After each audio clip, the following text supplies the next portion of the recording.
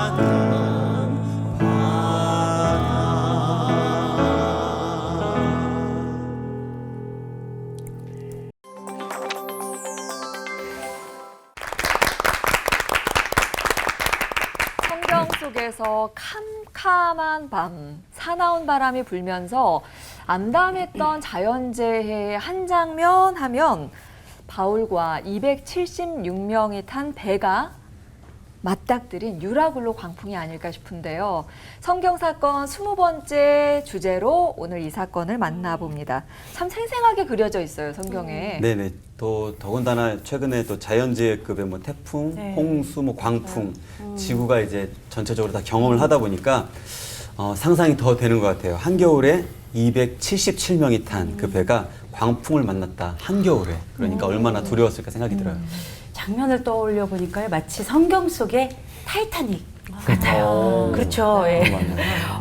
근데 277명 모두 살았다고 하는데 이거 거의 역대급 사건 아닌가 싶어요. 맞죠. 네. 그 배에 그 누가 있었다던데 대사 정지민이가 아니고 네.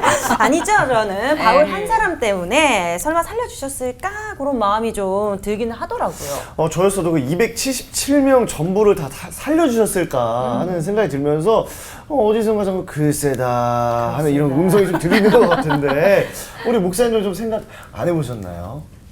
뭐 하나님 하시면 하는 거지. 네. 터프한 대답이신데요. 네. 그렇기도 하고 네. 하나님에게는 사람 숫자가 중요한 건 아닌 것 같아요. 한 사람이라도 하나님 마음에 드는 사람, 그 사람 살리려면은 뭐 민족 전체도 살려내실 수 있는 분이 하나님이 하실까? 목사니까. 네. 현실적으로 예를 들어서 미국이 어느 비행기에 미국의 안보에 굉장히 중요한 요인이 탔다. 그런 비행기는 전부 사는 거죠. 현실적으로. 뭐 그러니까 하나님께서 바울을 뭐 넌 참 중요하다. 사명이 있다. 그러니까 뭐 다 사는 거죠. 오, 감동. 제가 청년회 때 계속 붙들었던 것 중에 하나가 이런 건데 소명이 있는 사람은 그것을 이룰 때까지 결코 죽지 않습니다. 그게 참 와닿았습니다. 그러니까 바울 한 사람 소명이 있기 때문에 하나님께서 바울뿐만 아니라 그 주변도 살리시지 않았을까 생각해요. 황당한 거는 네. 제가 비행기 타고 어느 분들하고 여행을 가는데 목사님이 계셔서 이 비행기 안 떨어질 거라 그러는데 미안해 죽겠더라고요. 자, 바울과 276명이 만난 유라굴로 광풍. 자, 그럼 그때 그 사건 현장 속으로 들어가 보겠습니다. 지영은 목사님께서 시작해 주시겠습니다.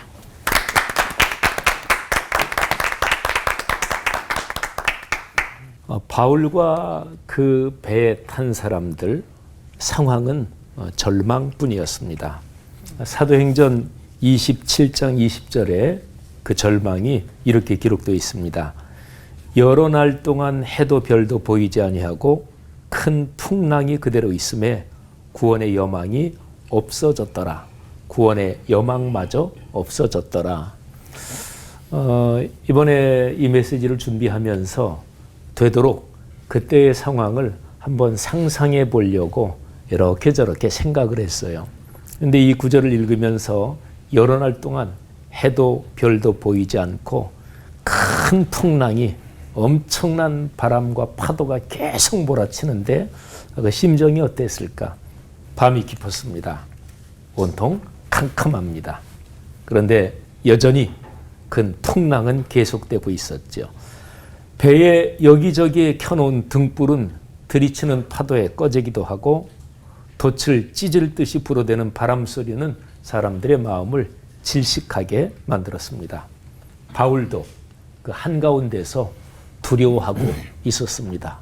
죽을지 모른다. 주님, 여기에서 제가 이 삶을 마감하게 되는 것입니까? 바울도 두려움에 휩싸여 있었습니다. 그렇게 생각하며 무릎을 꿇고 기도하는 바울은 온통 흔들리는 배에서 뒹굴기도 하면서 하나님께 부르짖었습니다. 그때 바울의 머릿속에 스데반 집사님이 돌에 맞아 죽어가는 장면이 선명하게 떠올랐습니다. 자기도 저놈은 죽어 마땅하다. 그리고 돌을 치는 사람들의 겉옷을 맡아 갖고 있었던 바울, 나중에 회심 이후에 평생을 걸어가면서 스데반 집사님이 순교한 장면이 아주 바울 인생의 중요한 시점마다 바울에게 선명하게 떠올랐습니다. 오 주님, 당신의 뜻을 이루소서. 제 영혼을 받아 주옵소서. 이 바울이 올린 간절한 부르짖는 기도는 스데반 집사님이 돌에 맞아 죽어가시면서 올린 바로 그 기도였습니다. 그런데 그때 하나님의 사자가 나타났습니다. 예루살렘에서 체포되어 두려움에 휩싸여 있을 때 환상 중에 주님께서 곁에 서셔서 주신 그 말씀이 다시 생각이 났습니다. 담대하라. 내가 예루살렘에서 나의 일을 증언한 것 같이 로마에서도 증언하여야 하리라. 바울이 그 말씀을 떠올리면서 부르짖었습니다. 사명을 감당하게 하소서. 로마까지 가게 하소서. 하나님의 사자가 말씀하십니다. 바울아, 두려워하지 말라. 네가 가이사 앞에 서야 하겠고 또 하나님이 너와 함께 항해하는 자를 다 내게 주셨다. 날이 밝아옵니다. 바울이 백부장에게 말하면서 사람들 한가운데 섭니다. 그때 바울의 얼굴에 용기와 희망의 빛이 아주 환합니다. 사람들은 절박한 눈길로 바울의 얼굴을 바라봅니다. 바울이 차분하고 또렷한 목소리로 크게 말합니다. 여러분, 안심하십시오. 여러분 중 아무도 죽지 않습니다. 배는 깨질 겁니다. 내가 섬기는 나의 하나님께서 어젯밤에 내 곁에 서서 그렇게 말씀하셨습니다. 하나님의 뜻을 따라 나는 가이사 황제 앞에 설 것입니다. 항해하는 여러분 모두를 하나님께서 나와 함께 묶어 놓으셨습니다. 나는 내게 주신 하나님의 말씀이 그대로 이루어질 것을 믿습니다. 그 일이 있고 나서 12틀이 더 지납니다. 풍랑에 시달리며 사람들은 더욱 지쳐갑니다. 근데 바울이 사람들을 격려합니다. 바울은 주님의 사자를 만난 그때부터 두려움은 다 없어졌습니다. 사람들을 격려하는 바울의 얼굴에 비치는 그 희망, 그 확신 때문에 사람들도 힘을 얻지요. 결국 배는 깨지고 사람들 모두는 멜리데 섬, 오늘날의 지명 이름으로 몰타 섬에 파선되어 올랐습니다. 하나님의 섭리가 바울을 인도하셨습니다. 그러니까 하나님께서 바울에게 주신 복음 전파의 사명은 그 무엇도 막을 수 없었습니다. 그러니까 사도행전의 이 문맥에서 유라굴로 광풍은 하나님께서 복음 전도를 위해 사용하신 도구였죠. 저는 이런 질문을 스스로에게도 던져봤고 또 오늘 우리 올퍼원 식구들이 이런 질문을 한번 각자에게 던져봤으면 좋겠습니다. 오늘 우리에게 유라굴로 광풍은 어떤 것인가? 무엇인가? 여러분과 저에게 개인적인 삶에서는 어떠합니까? 사도 바울은 유라굴로 광풍 가운데 자신의 사명을 놓고 하나님께 간절히 기도했고 그래서 주님의 사자에게서 하나님의 음성을 들었습니다. 제 아무리 삶이 어렵고 힘들어도 사명을 가진 사람은 그 사명을 다하기까지 하나님께서 붙드신다. 이게 오늘 이 사도행전의 메시지죠. 여러분 또 우리 모두가 그러기를 바라고 또 한국교회, 대한민국이라는 우리 사회 전체 21세기 인류가 그러기를 바랍니다. 기도하겠습니다. 하나님 아버지 은혜 감사합니다. 오늘 참 귀하고 멋진 본문을 묵상합니다. 하나님 우리 각자에게 주님의 음성을 들려 주옵소서. 예수님 이름으로 기도 올립니다. 아멘.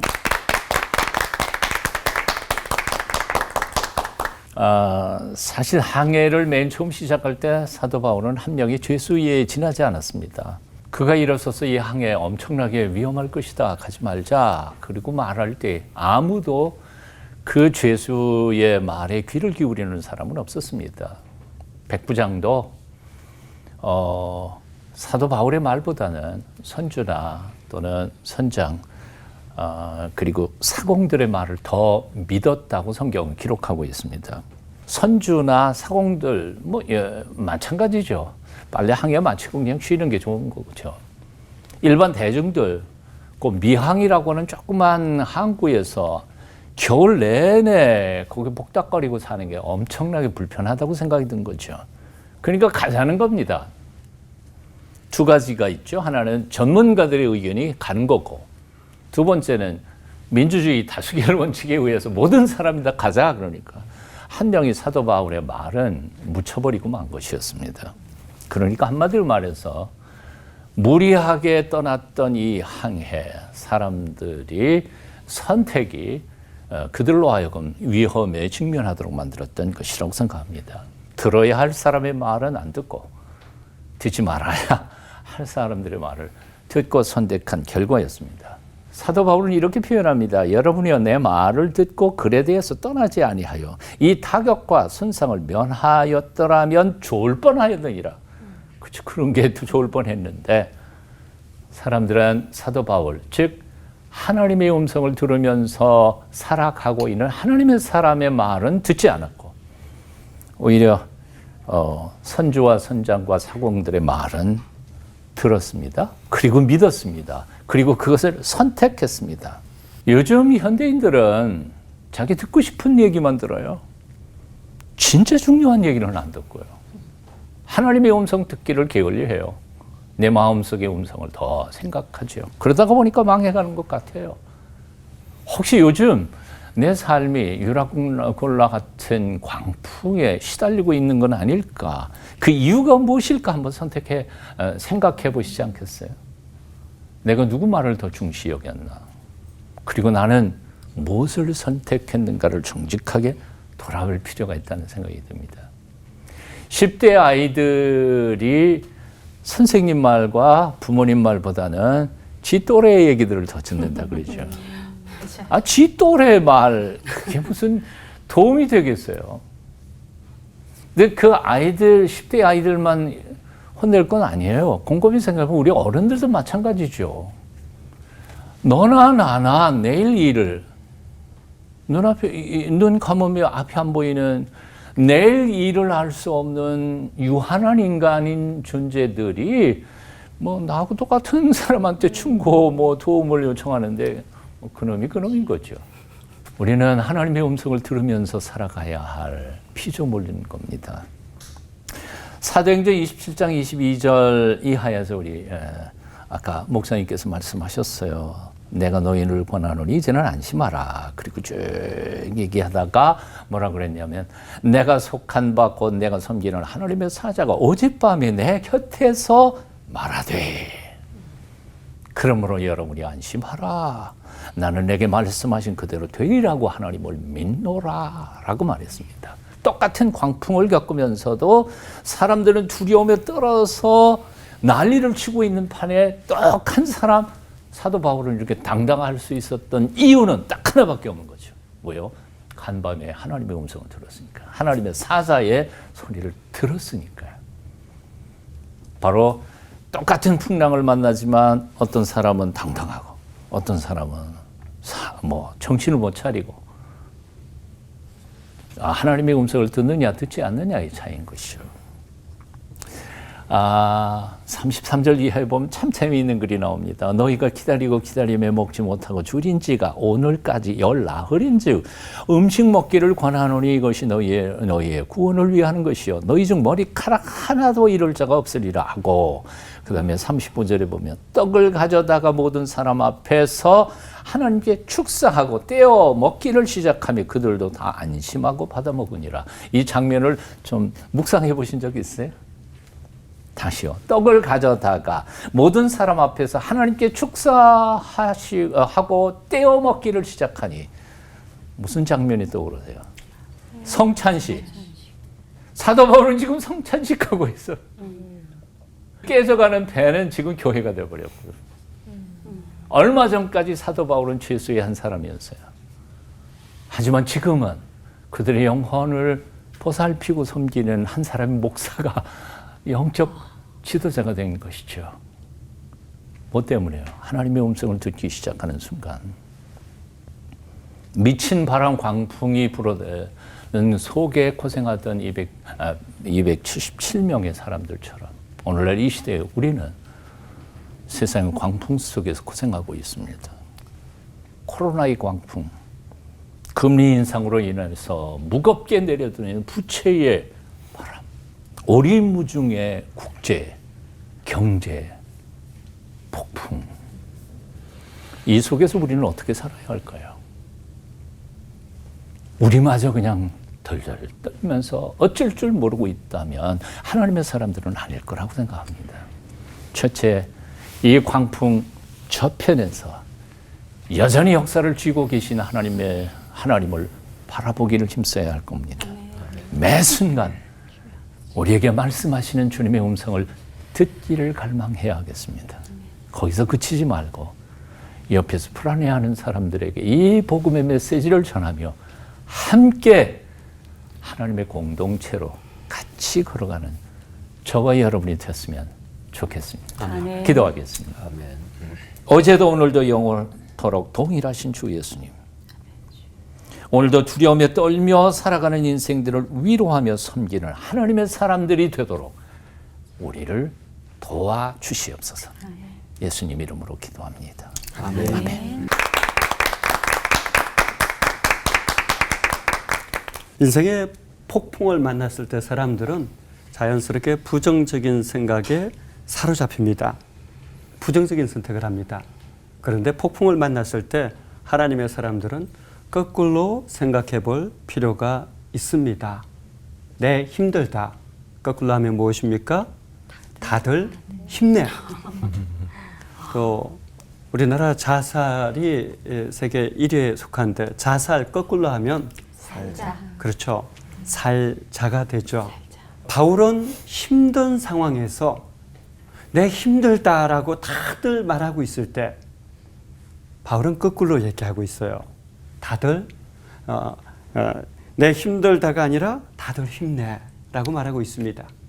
또 다들 자살적인 행위를 일삼을 때 바울은 같이 살자, 함께 살자 외치며 희망을 주고 있습니다. 본문에서 바울과 같은 배에 탄 276명, 유라굴로라는 광풍을 만났을 때 두려워하였습니다. 무서워하였습니다. 죽음의 위기 앞에 각각 자기만 살려고 했습니다. 이기적으로 움직이는 모습들이 많았죠. 그런데 본문을 자세히 살펴보면 유독 흔들리지 않는 한 사람이 보입니다. 바울입니다. 그러면 왜 바울은 흔들리지 않았을까요? 오히려 바울은 이렇게 말하죠. 안심하라, 두려워하지 말라. 왜 바울은 이렇게 말할 수 있었을까요? 거기서 24절에 하나님께서 너와 함께하는 자를 다 내게 주셨다라는 하나님의 음성을 경청했고 하나님의 음성을 들었기 때문입니다. 이 말씀에 기초해서 바울은 외치죠. 여러분이 안심하라. 나는 내게 말씀하신 그대로 되리라고 하나님을 믿노라. 이 고백이 폭풍을 뚫고 나가게 하는 은혜의 핵심입니다. 말씀하시는 하나님, 그리고 그 말씀하신 대로 되리라고 믿는 하나님을 향한 믿음, 이것이 있으면 우리 인생의 폭풍도 뚫고 나갈 수 있습니다. 지난 3년 코로나라는 이 폭풍은 한국 교회를 힘들게 했고 우리 사회를 참 힘들게 했습니다. 많은 사람들이 두려움과 불안에 떨었죠. 저도 예외는 아니었습니다. 그래서 가장 먼저 하나님 앞에 엎드려서 계속해서 기도하는 시간을 가졌습니다. 그런데 하나님께서 제게 뜻밖의 생각을 주셨습니다.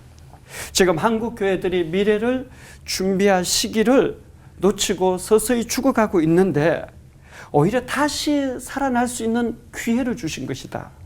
그러니 새 포도주를 담을 새 부대를 준비하라. 이것이 기도 가운데 제가 들었던 하나님의 음성이었습니다. 이 메시지를 받고 나서 현실을 보았더니 현실은 여전히 절망적인 상황이었습니다. 개척교회, 미자리 교회가 점점 힘들어가고 신음하고 있었습니다. 교회들은 고통의 소리가 끊이지 않았습니다. 세상은 절망의 소리로 가득했습니다. 그때 하나님 앞에 하나님 어떻게 하면 이 폭풍을 지나갈 수 있습니까? 계속해서 질문하고 또 질문했습니다. 그때 하나님께서 아주 단순하게 저에게 이렇게 깨닫게 하셨습니다. 예수님께서 하셨던 바로 그 일을 해라. 거기서 복음 전파요.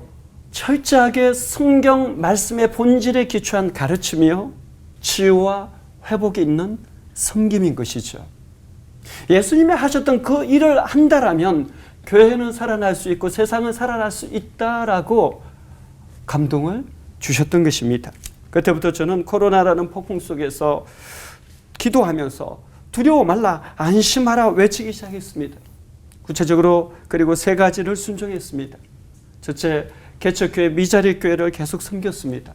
1+1 방식으로 성도들이 후원하고 싶은 교회를 지정해서 헌금을 하면 그만큼 교회에서 보태서 2배로 보내드렸습니다. 그렇게 7번에 걸쳐서 계속해서 섬기고 교회 강사님들도 개척교회, 미자리교회, 농촌교회 목사님들을 계속 많이 초청했습니다. 두 번째는 절기헌금을 아낌없이 연약하고 소외된 곳을 향해서 계속 흘려보냈습니다. 부활절, 추수감사절, 성탄절 헌금을 계속해서 힘든 곳으로 그리고 지역사회 고통당하는 현장으로 계속해서 흘려보냈습니다. 그리고 세 번째, 두려움을 넘어서서 복음 전파와 가르침에 있어서 이 새로운 옷을 입기 시작했습니다. 새 부대를 만든 것이죠. 그것이 SNS였습니다. 모일 수는 없지만 비대면으로 다양한 만남을 가졌습니다. 계속해서 말씀을 나누고 말씀을 전했습니다. 그때 놀라운 일이 일어났습니다. 불신자, 또 구도자들이 교회를 찾아오고 등록을 하기 시작하는 일이 일어났습니다. 그때 깨달았습니다. 오히려 이것이 하나님께서 새로운 시대를 준비하게 하시는 방법이구나.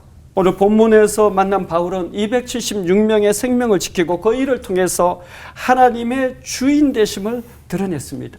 오늘 이 시대 우리도 세상을 향해서 폭풍 만난 사람들을 향해서 안심하라, 두려워 말라 말할 수 있었으면 좋겠습니다. 그리고 혹시 여러분이 폭풍 가운데 있다라면 안심하십시오. 두려워하지 마십시오. 하나님이 여러분과 함께 하십니다. 하나님의 음성을 들으면서 이 폭풍을 뚫고 나가서 그 폭풍이 간정이 되시는 은혜가 있기를 축원합니다. 기도하겠습니다. 하나님 아버지, 우리가 당한 각종 폭풍이 변하여 간정이 되어지게 하여 주옵소서. 예수님의 이름으로 기도하옵나이다. 아멘.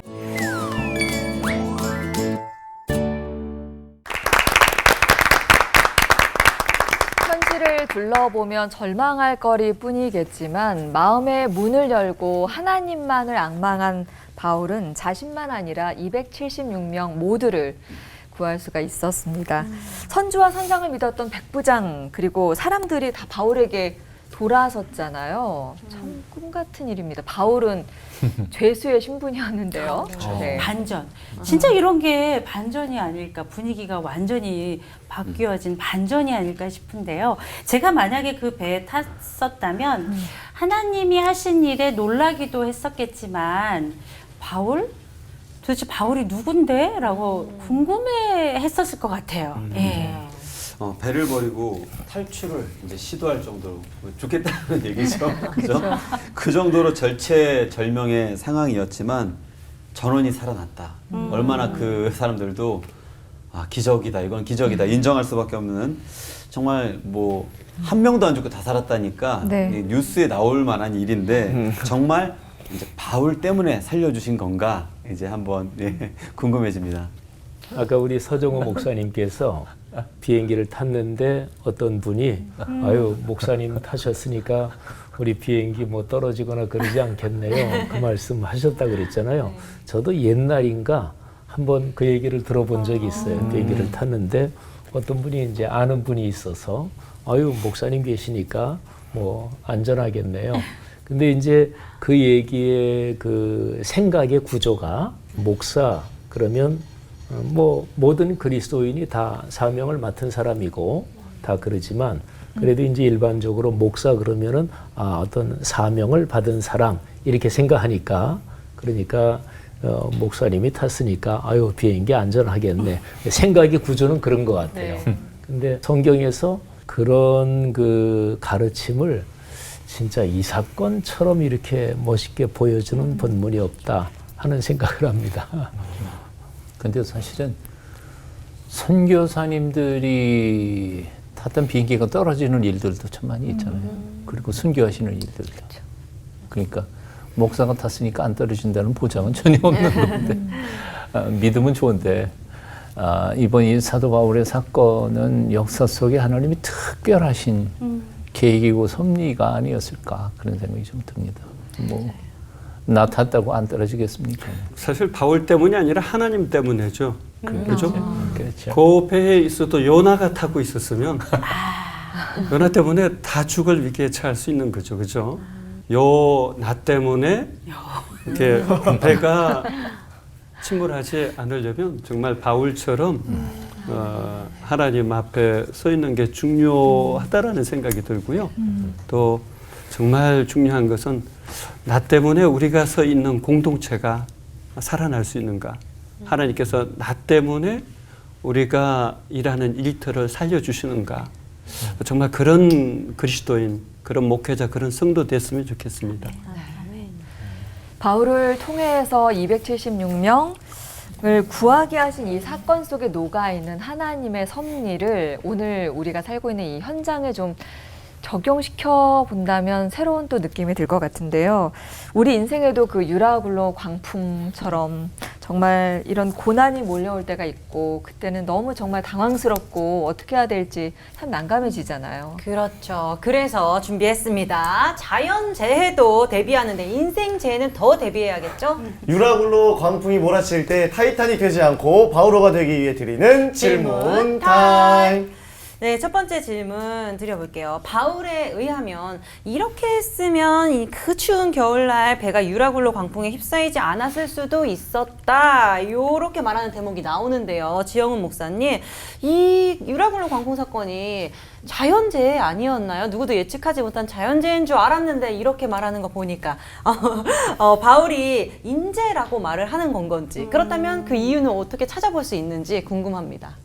이 질문은 서 목사님하고 이 목사님 설교하신 내용에서 조금씩 가져오면 이거는 멋지게 답이 될 것 같아요. 모아서.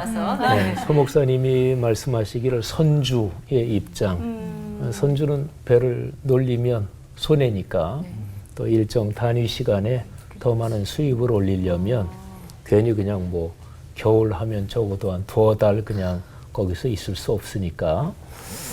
그러니까 이제 그런 면에서 뭐 인재라고 볼 수가 있겠죠.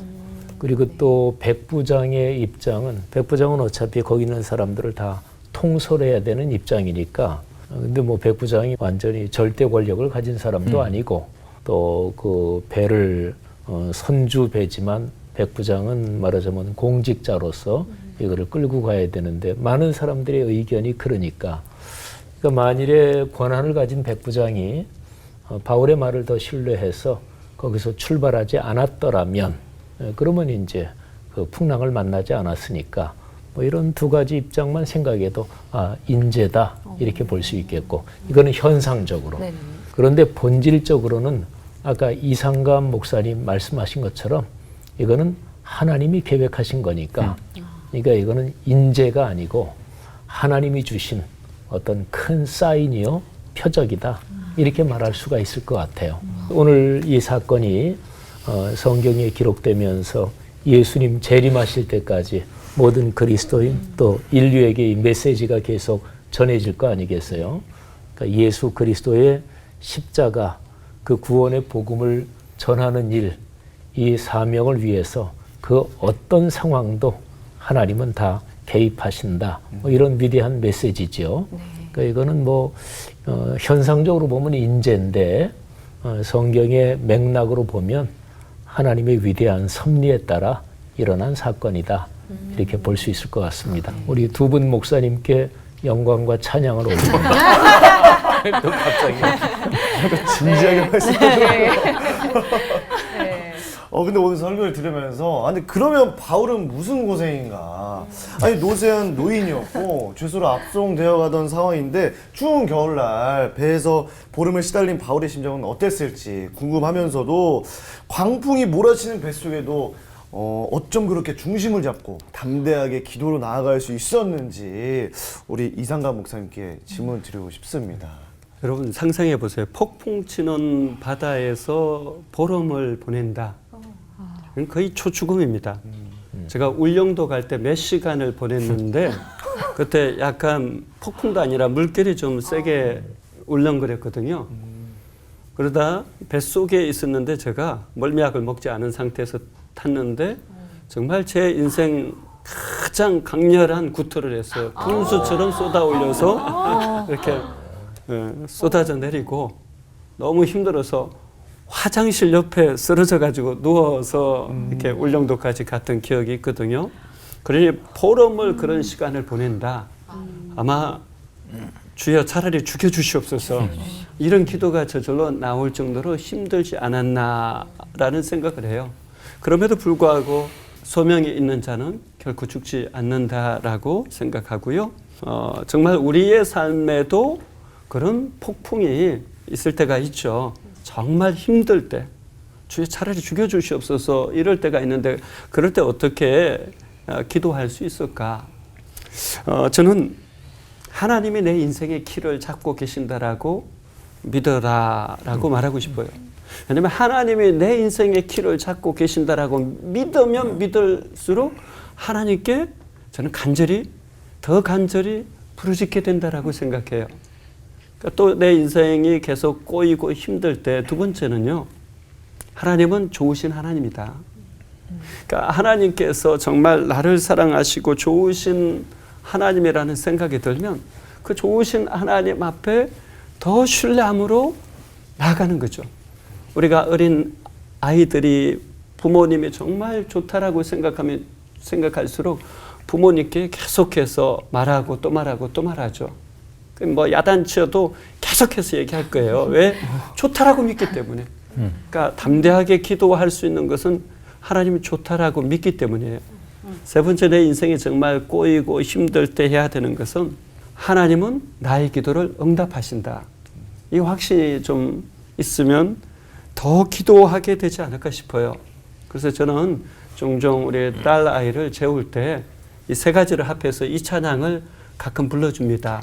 좋으신 하나님, 좋으신 하나님, 참 좋으신 나의 하나님, 라엘이 기도를 응답해 주시는 참 좋으신 나의 하나님. 여러분 인생이 꼬이고 힘들 때 이 고백을 계속 반복해서 올려드려 보세요. 그래서 저는 이 자장가를 불러주는 이유가 어느 날인가 정말 딸이 하나님 앞에 홀로 있게 될 때라도 이것을 꼭 기억했으면 하는 바람이 있어요. 네, 응원합니다. 응원에 힘입어 세 번째 질문을 드려보도록 하겠습니다. 네, 서장훈 목사님께 마지막 질문은 이 사건이 거기 배에 탄 사람들도 물론 놀라운 사건이지만 또 더 놀란 사람들이 있을 것 같아요. 이 사건을 지켜보고 있던 섬 사람들, 그 섬 사람들까지도 바울을 신이라고 여길 정도였다고 하는데요. 하나님 섭리가 대체 어디까지 이렇게 작동을 한 건지 우리 목사님께 여쭙고 싶습니다. 그냥 믿음 가지면 뭐 조건 달 필요가 없지. 뭐 하나님이 하시면 하는 거고. 독사에게 물렸다 할지라도 살아남으면 살아남은 거고. 폭풍 속에 뭐 며칠을 했다 하더라도 하나님이 살리시고자 하시는. 그런데 이제 그 사건을 통해서 하나님 뭘 풀어가고 계시는 건가 하는 것을 우리가 생각해 봐야 되는 거죠. 그러니까 예를 든다면 276명이 로마에 딱 도착했어요. 그 사람들이 떠돌아다니면서 뭘 얘기했을까요? 별의별 얘기. 그러니까 하나님은 지금 비록 고생은 좀 시켰지만 276명의 산 전도자들을 하나님 만드신 거죠. 그 고통 속에서. 몰티브? 섬에 있던, 거기에 있던 그 사람들, 독사가 물었는데도 살아났다 하는 그 사건 자체는 엄청난 충격이었을 거라고 생각이 돼요. 그러니까 아마 그 사건을 경험하고 난 후에 아마 그 섬 전체의 주민들은 눈에 보이지 않는 그 하나님을 바라보며 의지하는 신앙을 가지고 되지 않았을까. 가끔은 우리가 인생을 경험하면서 고통을 겪지만 욥처럼 그것을 통해서 당신의 거룩하신 섭리를 이루어 가시는 그 손길을 우리가 봐야 되지 않을까 그런 생각이 듭니다. 섭리는 끝까지 간다. 아멘. 보고 있는 저희들은 때까지 왔잖아요. 그러네요. 로마로 가서 복음을 전하고자 하는 열망이 컸던 바울을 정말 여러 번 막으셨잖아요. 그런데 이번에는 이렇게 어렵게 또 바울을 로마로 인도해 가시는 그 과정을 보니까 정말 하나님의 그 일하심에 전율이 느껴지는데요. 우리는 이렇게 내 생각대로 되지 않으면 왜 이렇게 고난인가? 좌절하고 힘들고 낙심하고 불평하고 그러지만 한쪽 면만 이렇게 볼 게 아니라 좀 시야를 넓게 가져야 될 필요가 있을 것 같아요. 바울의 폭풍, 광풍의 이야기를 듣다 보니 우리 목사님들이 맞닥뜨리셨던 폭풍과 광풍도 궁금하잖아요. 목사님들 인생 항해 중에 만나신 폭풍, 광풍 어떻게 뚫고 나가셨었는지 저희에게 소개해 주셨으면 참 좋겠고요. 또 바울처럼 내가 옳다고 생각하는 길을 놔두고 다수가 원하는 길을 가야 했을 때 어떻게 그 길을 통과해야 할지도 좀 굉장히 어려운 문제잖아요. 어떻게 선택을 해야 될지 고민을 해야 되는데 어떻게 해야 될지 좀 조언해 주셨으면 참 좋겠습니다. 네. 말씀하신 것 중에서 두 번째 거요. 그러니까 내가 이게 하나님의 뜻이다. 그런데 굉장히 다수가 다른 길로 가자. 그랬을 때 그 고민 뭐 이런 거. 근데 이제 목사님들마다 기질이 다른데 저는 제가 어느 정도 이상으로 이거 하나님의 뜻이 맞아. 그러면 진짜로 모든 사람이 다 그래도 저는 거기선 타협을 안 합니다. 그러니까 이게 목사로서 좋은 건 아닌데 진짜로 내가 보기에 이거는 하나님의 뜻이 맞고 성경적으로 당연히 그러지. 그런데 다른 사람들이 뭐 숫자가 적든 많든 상관없어요. 그러면 저는 누구하고도 부딪힙니다. 그러니까 이건 좋은 건 아닌데, 그러니까 저는 그런 경험은 없어요. 그러니까 내가 이게 진짜 내 가슴에 손을 얹고 정직하고 내 자신을 성찰하면서 이건 하나님의 뜻이다. 사실은 성경엔 그렇게 명백한 거 많이 있거든요.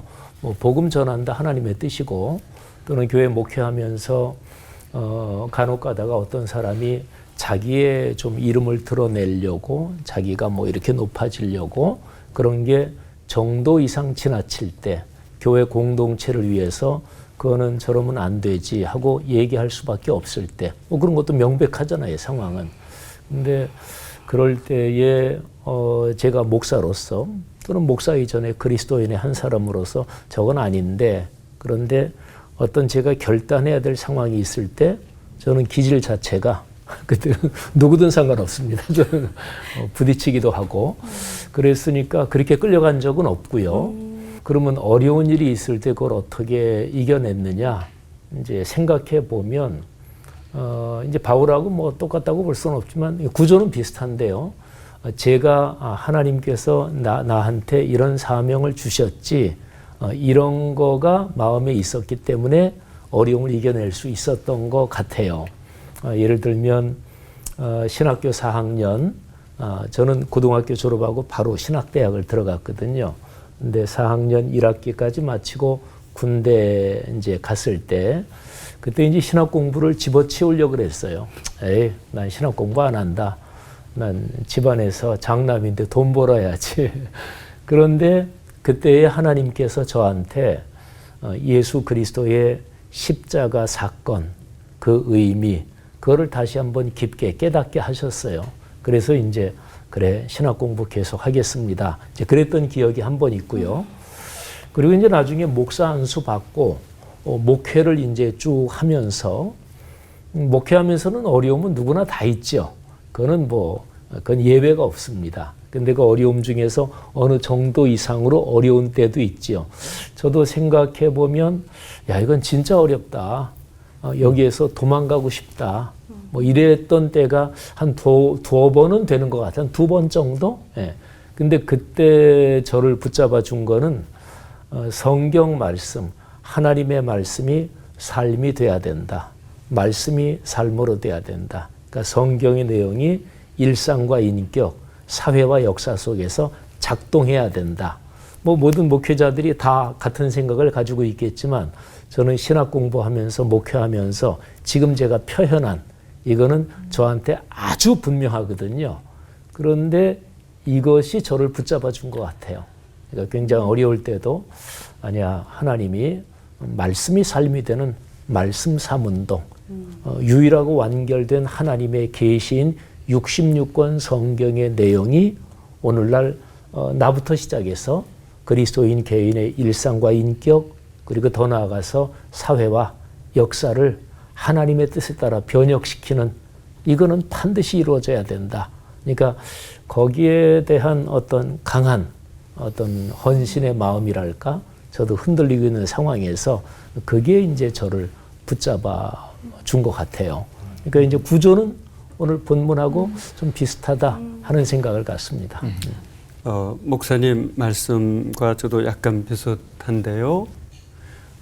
우리가 인생의 풍랑을 만났을 때는 기도가 정말 더 강력해져야 된다라고 생각을 해요. 왜냐하면 기도를 통해서 하나님 힘과 지혜와 능력을 덧입고 돌파할 수 있는 그런 힘이 생기잖아요.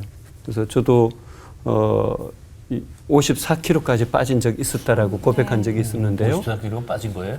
70에서 54kg까지 이제 그 모함을 당해가지고 너무 힘들어서 빠졌었는데 그때 했던 방법은 사람에게 말하거나 언언하는 것이 아니라 그 학교 뒷산에 올라가서 기도단을 쌓고 하나님 앞에 간절히 부르짖는 시간. 그때 하나님께서 기도하는 가운데 내가 너와 함께한다. 이 말씀 딱 들었을 때 저의 기도는 분명히 확신했거든요. 하나님이 함께하시면 됐다. 하나님이 다 하시고 하나님이 인정하시고 하나님이 나와 함께하시면 더 이상 고민하지 않아도 된다. 그래서 제가 그 기도의 장소를 에벤했어요. 하나님께서 지금 여기까지 인도하셔서 나에게 승리를 주셨다. 이렇게 고백하면서 내려왔던 기억이 있고요. 두 번째 그 질문에 대해서 다른 사람 다수가 가는 길이 아니라 소수가 가는 길을 내가 가야 될 때, 예수님께서 말씀하신 어떻게 보면 좁은 길을 가야 될 때가 있잖아요. 그때 정말 중요한 것은 말씀이라는 나침판, 또 말씀이라는 표지판인 것 같아요. 그래서 저는 목회하면서 늘 이 나침판, 표지판으로 삼은 말씀이 있는데 요한복음 8장 29절 말씀이에요. 나를 보내신 이가 나와 함께 하시도다. 나는 항상 그가 기뻐하시는 일을 행함으로 나를 혼자 두지 아니하셨느니라. 그러니까 어떤 상황이 있어도 내가 정말 하나님 보시기에 기뻐하는 일을 하고 있고 정말 하나님이 원하시는 방향으로 가고 있다라고 생각하면 다수가 가는 길로 갈 필요가 없다. 정말 그곳이 말씀의 나침판, 말씀의 표지판이 보이는 길이라면 우직하게 그 길을 가야 나도 살고 내 주변의 사람들도 살릴 수 있다라고 생각을 합니다. 그래서 저는 목회자로서 정말 힘든 일이 있을 때마다 이 요한복음 8장 29절이라는 표지판, 이 나침판을 보고 저를 이렇게 보면서 한 걸음 한 걸음 계속 갈 힘을 얻고 나아가게 되는 것 같아요. 저도 경험한 거지만 성경이 우리에게 가르쳐주는 광풍을 만났을 때 우리가 뭘 어떻게 할 거냐, 뭘 어떻게 하려고 노력하지 말아요.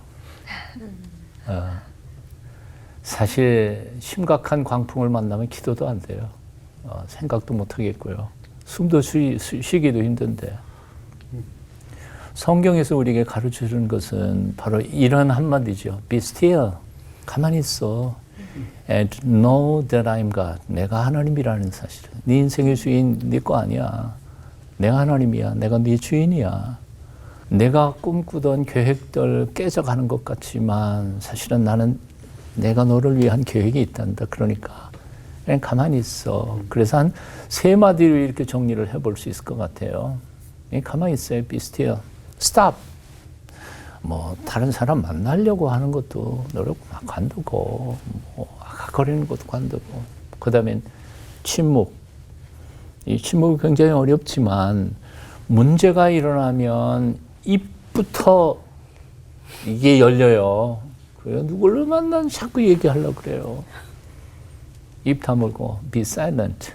그리고 그 다음에 wait. 기다리는 거죠. 성경 속에 나타난 인물들의 신앙의 가장 아름다운 그리고 본질적인 특징은 기다리는 겁니다. 하나님의 때, 하나님이 처리하실 때를 기다리는 거죠. 물론 이 세계의 과정 전에 부단히 노력하는 과정이 있었겠죠. 보려고 뭐 그냥 몸부림쳤겠죠.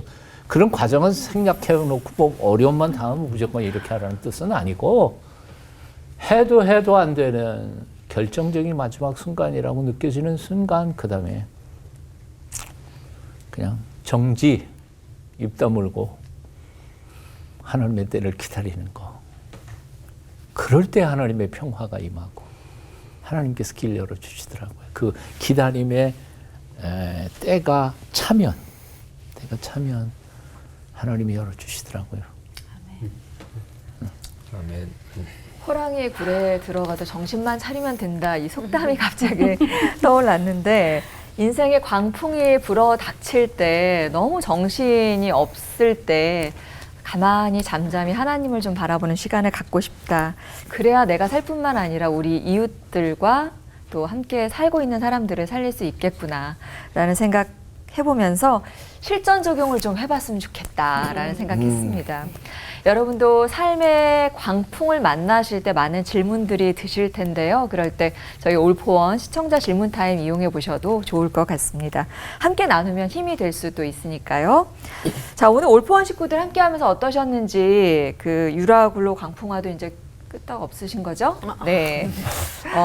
어떻게, 어떤 은혜를 느끼셨는지 나눠주세요. 앞으로 더 어떠한 폭풍, 광풍이 또 자녀를 키우는 입장이다 보니까 또 어떠한 것이 다가올지 알 수 없지만, 그리고 그러한 것들이 다가올 때마다 절대 쉽지 않잖아요. 힘든 건 힘든 거니까요. 그러나 믿고 하나님 신뢰하고 하나님의 키를 하나님께서 나를 붙잡고 계시다라는 것, 신뢰함을 가지고 예전에 하셨던 일들을 기억하며 몸의 힘을 잘 빼고 있자. 그런 생각들을, 묵상들을 오늘 또 목사님들의 말씀 들으면서 또 한번 정돈해 보았습니다. 어쩌면 인생은 늘 태풍의 눈 속에서 진행되고 있는 게 아닌가 싶은데요. 우리를 사랑하시는 하나님 손을 좀 꽉 잡는 그런 시간이 됐던 것 같습니다. 평소에 믿음의 채비를 좀 더 해놔야 되겠다 생각이 들었고요. 끝인사 힘차게 외치면서 마치도록 하죠. 광풍도 하나님이 쓰시면 순풍임을 믿으며 하나 되는 시간 올포원.